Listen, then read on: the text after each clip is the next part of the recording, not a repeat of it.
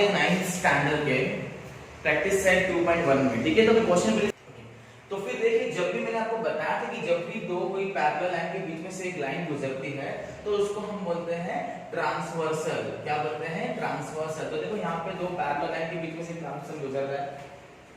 अब मैंने आपको बताया था इसमें कितने कंडीशंस अप्लाई होंगे, 4 to 5 कंडीशन। सबसे पहला कंडीशन कौन सा? सबसे पहला करस्पॉन्डिंग। करस्पॉन्डिंग मैंने पहले क्या बताया था?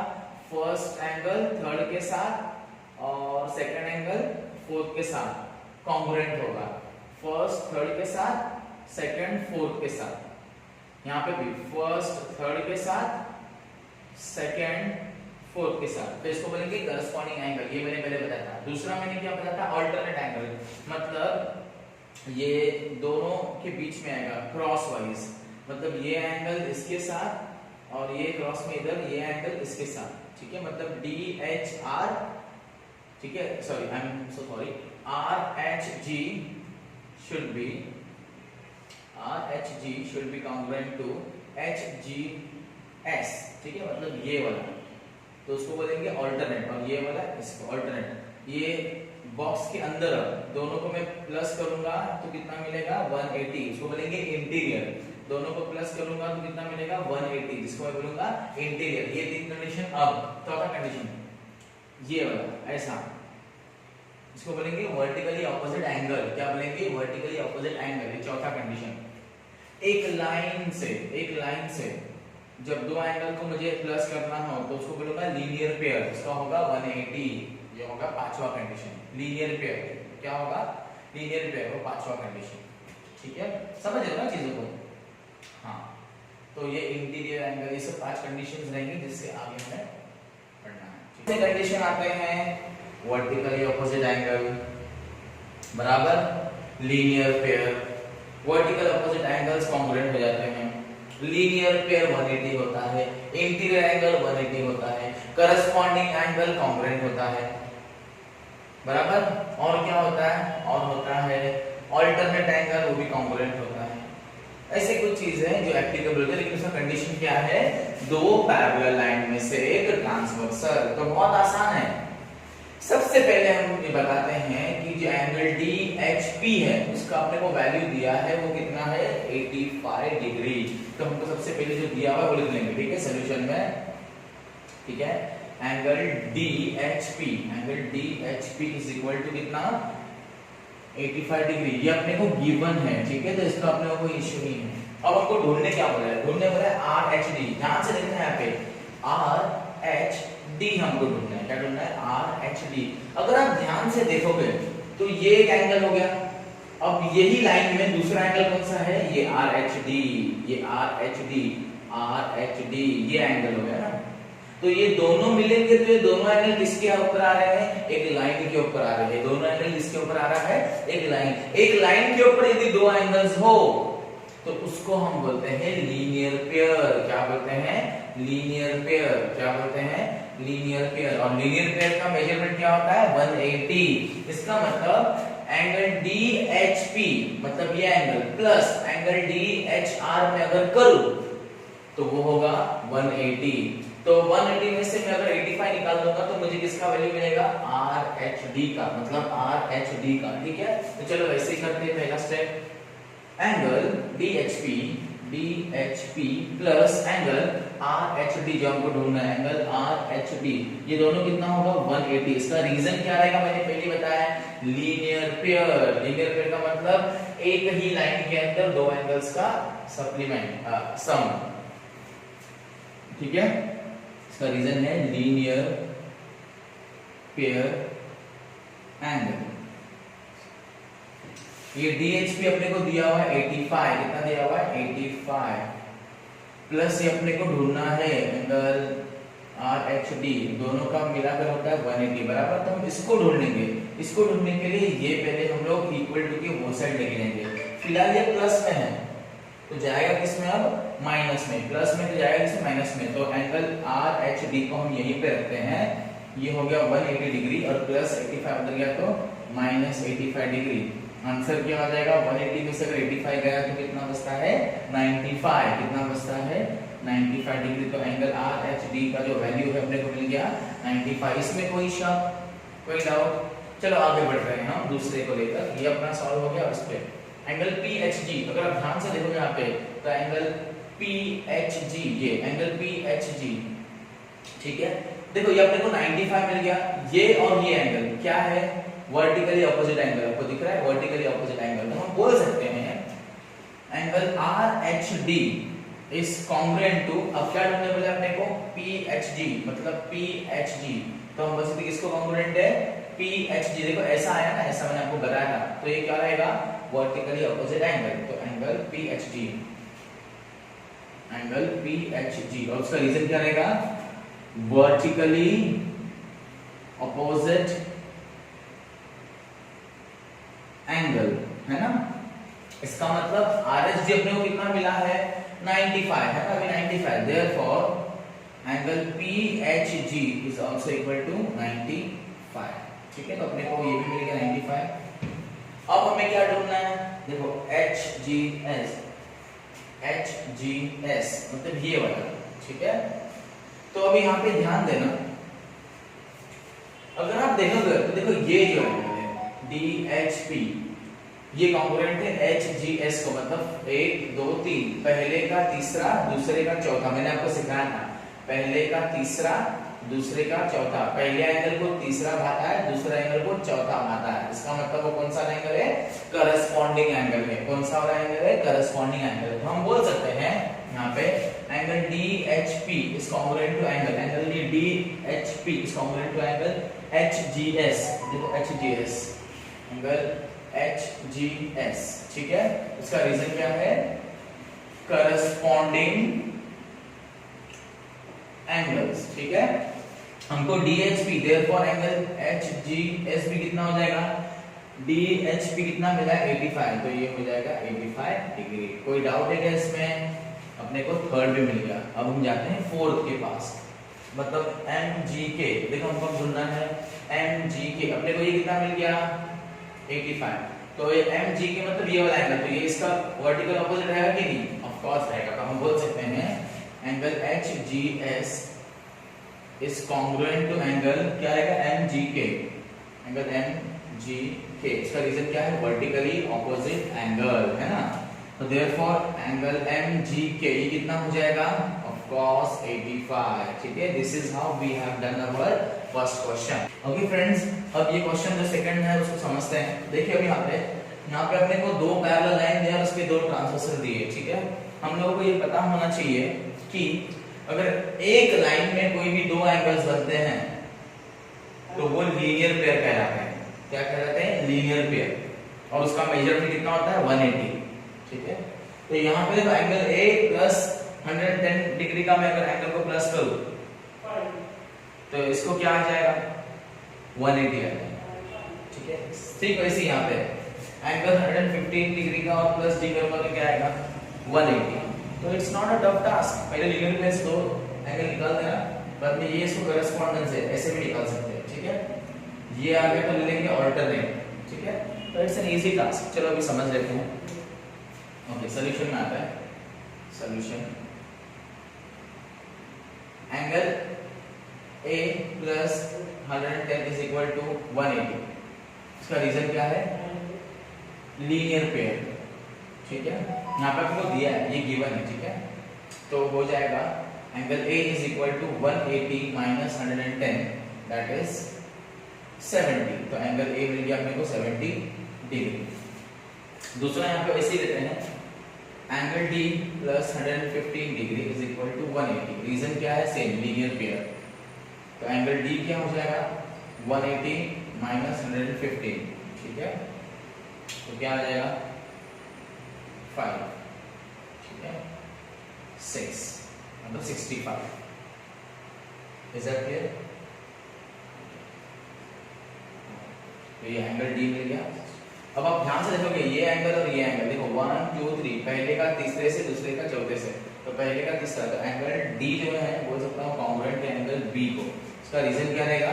करस्पॉन्डिंग एंगल्स, करस्पॉन्डिंग एंगल्स, ठीक है। इसे हम बोल सकते हैं एंगल बी भी कितना रहेगा, एंगल बी भी रहेगा 65 डिग्री।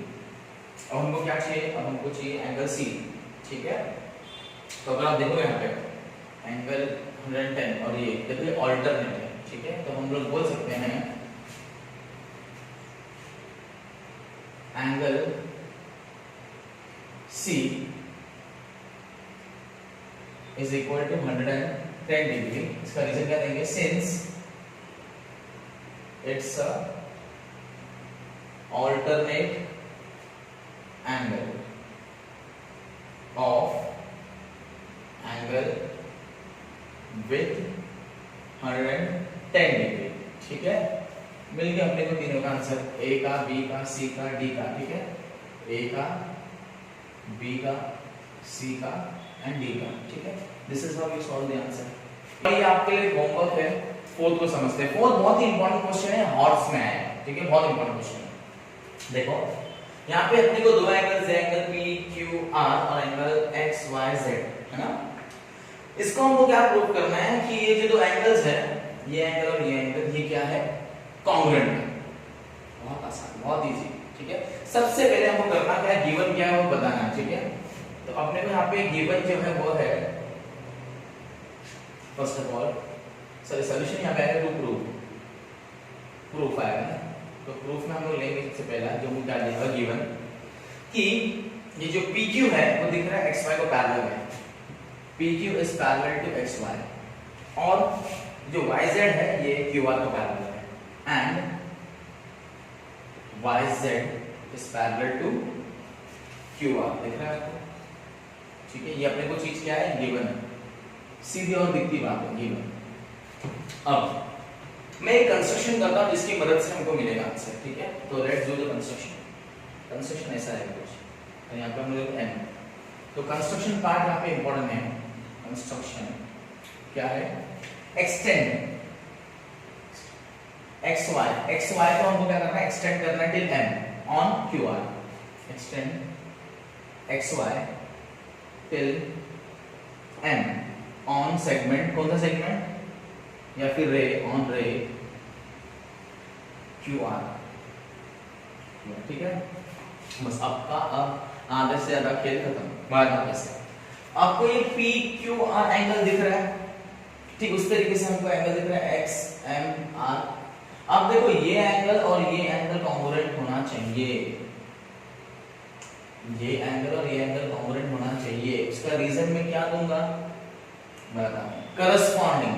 करस्पॉन्डिंग एंगल क्यू है वो दो पैरेलल लाइन में से एक ट्रांसवर्सल गुजर रहा है। देखो ये दो पैरेलल लाइन है, उसमें से एक ट्रांसवर्सल गुजर रहा है, तो हम सबसे पहले बोलेंगे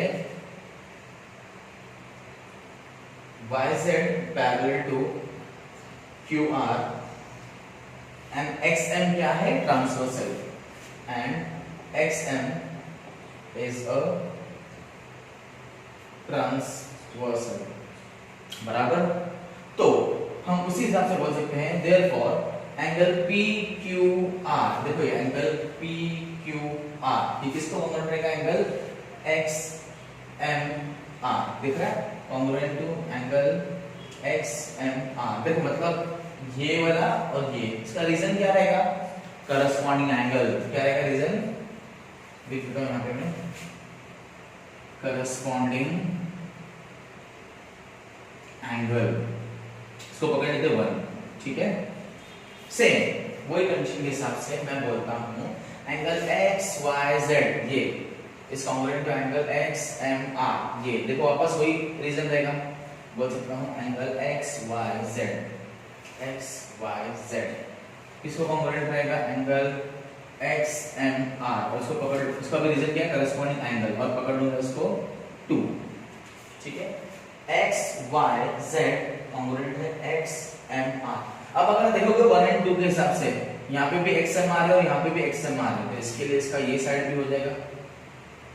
तो फ्रॉम 1 एंड 2 हम बोल सकते हैं, from 1 and 2 we can say that angle PQR is congruent to angle XYZ, हम बोल सकते हैं hence proved, ठीक है।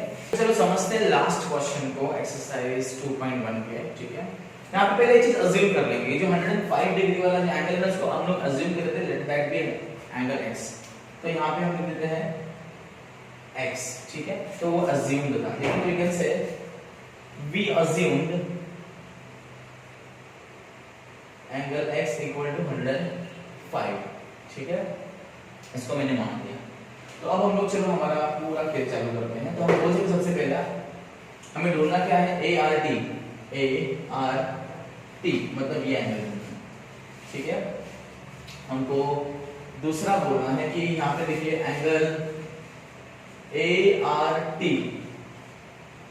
प्लस एंगल x मगर करो, ठीक है, तो वो आ जाएगा 180। और रीजन क्या है, लीनियर पेयर, जैसे मैंने आपको बताया था एक ही लाइन में दोनों एंगल आ रहे हैं, ठीक है। या फिर हम इसको BRT बोल के भी ले सकते हैं, ठीक है, BRT, देखिए अगर आप देखोगे ध्यान से, ठीक है। तो हम लोग angle ART plus angle BRT लेंगे तो हो जाएगा 180 लीनियर पेयर, ठीक है, दोनों चलेगा, ऐसा कोई इश्यू नहीं है इसमें।